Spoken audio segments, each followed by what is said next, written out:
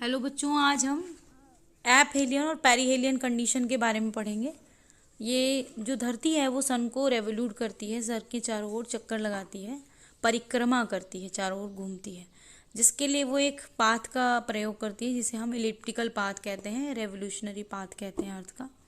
ये जो पाथ होता है इसमें जो सन है वो बिल्कुल सेंटर में नहीं होता, वो थोड़ा सेंटर से थोड़ा सा आउट होता है, थोड़ा सा। एक बार सन धरती जो है वो सन के काफ़ी नज़दीक होती है और एक बार सन के दूर होती है। तो ये दो कंडीशंस होती हैं। तो जो जब धरती सन के नज़दीक होती है तब तो हम पेरीहेलियन शब्द का प्रयोग करते हैं। हेलियन मीन्स होता है सन और पेरी मीन्स होता है नियर। नियर टू द सन के लिए हमने जो शब्द यूज़ किया उसे हम पेरीहेलियन कहते हैं। और दूसरी बार ap, ap means far away. तो ए से ऐप होता है, ऐप ये एक प्रीफिक्स है जिसका मतलब होता है अवे। तो ए से अवे भी होता है, ए से ऐप भी होता है। तो aphelion means away from the sun. तो जब धरती सन से दूर होती है तो इस कंडीशन को हम ऐप हेलियन कहते हैं। तो जैसा कि मैंने बताया कि ये टर्म लैटिन शब्द से बनी हुई है और सबसे पहले कैपलर ने इस टर्म्स को खोजा था, जिन्होंने प्लेनेटरी मोशन में इसका प्रयोग किया था। तो हम देखते हैं कि एपहेलियन के टाइम हमारे पास जो है जुलाई 4 जुलाई का टाइम होता है, यानी कि जुलाई में समर होती है नॉर्दर्न हेमिस्फेयर में। और हम कह रहे हैं कि उस समय अर्थ बहुत दूर होती है सन से। और पेरिहेलियन में विंटर होती है नॉर्दर्न हेमिस्फेयर में।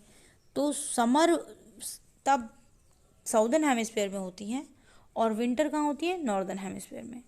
तो नॉर्दर्न हेमिस्फेयर में जो सन है वो डायरेक्टली नॉर्दर्न हेमिस्फेयर पे कम पड़ता है, जबकि ज़्यादा साउदर्न हेमिस्फेयर पड़ता है।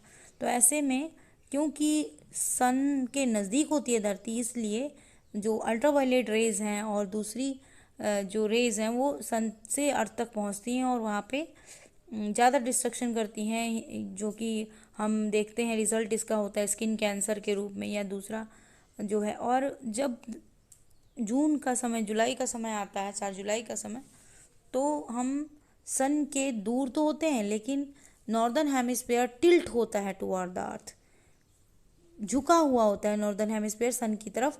इसलिए उस समय नॉर्दर्न हेमिस्फेयर में गर्मियाँ होती हैं, दिन बड़े होते हैं और रातें छोटी होती हैं। एक्चुअली गर्मी और सर्दी तभी हो पाती है, सीजन चेंज तभी हो पाते हैं जब दिन और रात की अवधि में अंतर आए। The duration of day light जो हमें रिसीव हो रही है सन से वो बढ़े, तभी हम गर्मी महसूस कर पाएंगे।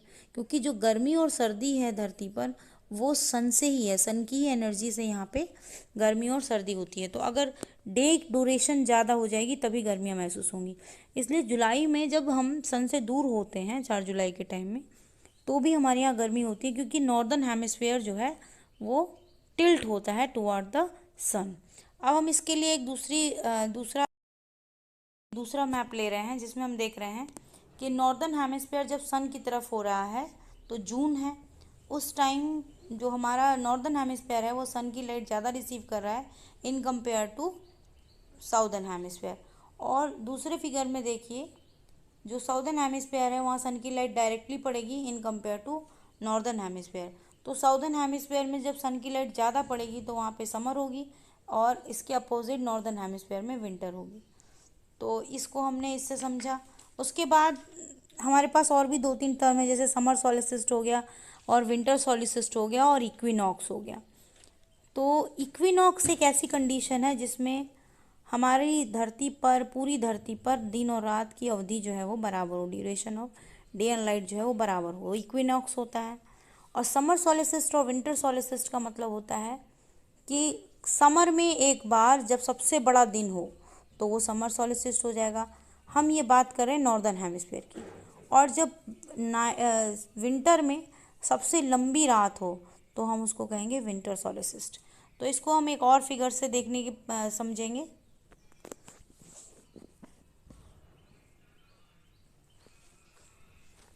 तो यहाँ पे हमने एक और फिगर लिया है जिसमें हम देख रहे हैं कि विंटर सॉलिस्टिस लिखा हुआ है, समर सॉलिस्टिस लिखा हुआ है। तो समर सॉलिस्टिस में जून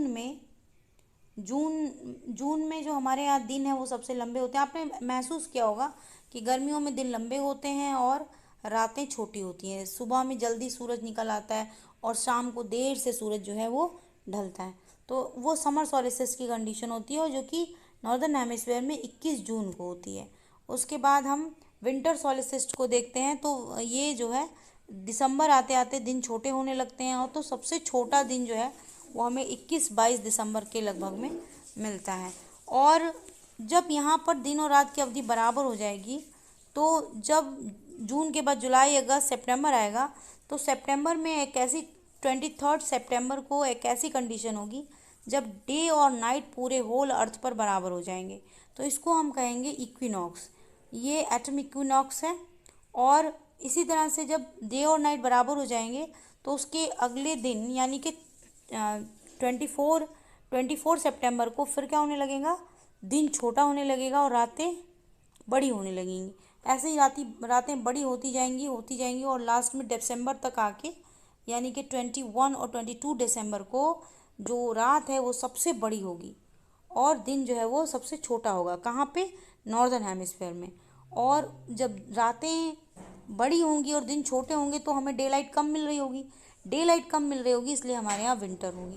और उसके बाद जब हम और दिसंबर के बाद फिर टाइम पास होगा, दिसंबर के बाद जनवरी, फरवरी, मार्च, यानी कि लगभग 3 महीने बाद फिर एक ऐसी कंडीशन आएगी कि हम स्प्रिंग इक्विनॉक्स में आ जाएंगे, जिसमें हम 21 मार्च को हमारा डे और नाइट जो है पूरे अर्थ पर बराबर हो जाएगा, और हम पूरे अर्थ पर डे और नाइट बराबर होंगे। 12 आवर का डे और 12 आवर का नाइट होगा, क्योंकि दिसंबर के बाद 21 दिसंबर के बाद 21 दिसंबर को रात सबसे छोटी होगी। उसके बाद 22 दिसंबर को रात जो है वो बढ़ने लगेंगी, दिन छोटे होने लगेंगे। तो रातें बढ़ेंगी, दिन छोटे होंगे, रातें बढ़ेंगी, तो हमारे मार्च में आते आते जो है दिन और रात की अवधि दोनों बराबर हो जाएंगी। मार्च के बाद फिर वही शुरू हो जाएगा। मार्च के बाद क्या होगा? मार्च में 21 मार्च को दिन और रात की अवधि बराबर होगी। इसके बाद क्या होगा? इसके बाद फिर डे लंबे होने लगेंगे और नाइट शॉर्टर होने लगेंगी, यानी हमें सनलाइट ज़्यादा मिलने लगेगी, जिसके कारण जून तक आते आते जो है हमें बहुत ज़्यादा सनलाइट मिलेगी और हम गर्मियाँ फील करेंगे। और कहाँ? नॉर्दर्न हेमिस्फीयर में। और साउदर्न हेमिस्फीयर में इसके अपोजिट क्या होने लगेंगी? सर्दियाँ होने लगेंगी। यानी जब हमारे यहाँ गर्मियाँ होती हैं तो उनके यहाँ सर्दियाँ होती हैं। इस तरह से हमने आज क्या क्या सीखा? हमने एपहेलियन और पेरिहेलियन कंडीशन देखी, हमने इक्विनॉक्स देखा, हमने समर सॉलिस्टिस देखा और विंटर सॉलिस्टिस देखा। इक्विनॉक्स में क्या होगा?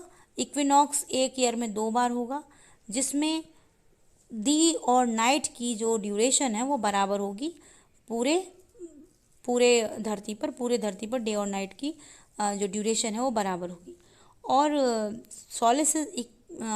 सॉलिस्टिस में हमने क्या देखा? समर सॉलिस्टिस में डे सबसे बड़ा होगा और विंटर सॉलिस्टिस में नाइट सबसे बड़ी होगी। तो हम जानते हैं कि दिसंबर में रातें बड़ी होती हैं, तो 21-22 दिसंबर को रात सबसे बड़ी होगी और उसे हम क्या कहेंगे? विंटर सॉलिस्टिस, क्योंकि हमारे नॉर्दर्न हेमिस्फीयर में उस समय विंटर है और हम नॉर्दर्न हेमिस्फीयर की बात कर रहे हैं। इसके बाद समर सॉलिस्टिस में क्या होगा? वही 21 जून, गर्मियाँ और डे बड़ा और नाइट छोटी। तो इस तरह से हम देख रहे हैं दिसंबर का उल्टा जून और मार्च का उल्टा सितंबर। तो इस तरह से भी हम समझ सकते हैं कि इन सब में 6-6 महीने का अंतर है, आप देख रहे हैं। और अगर हम जून से सितंबर की बात करें तो 3-3 महीने का अंतर है, यानी 3-3 महीने में धरती की जो कंडीशन है वो चेंज हो रही है और इसी से हमारा ईयर भी बन रहा है। ईयर में हमारे जो सारे सीजन्स होते हैं वो भी चेंज हो रहे हैं। अगर टिल्ट ना हो धरती जो है, जैसे कि जब हमने बात की थी कि 23.5 डिग्री जो है धरती झुकी हुई है, अगर वो झुकी ना हो तो सीज़न चेंज नहीं होंगे। रोटेशन होगा, रेवोल्यूशन होगा, मगर सीजन चेंज नहीं होंगे। तो सीजन चेंज होने में जो हमारी धरती टिल्ट है उसका बहुत ही बड़ा कंट्रीब्यूशन है। ओके बच्चों, बाय।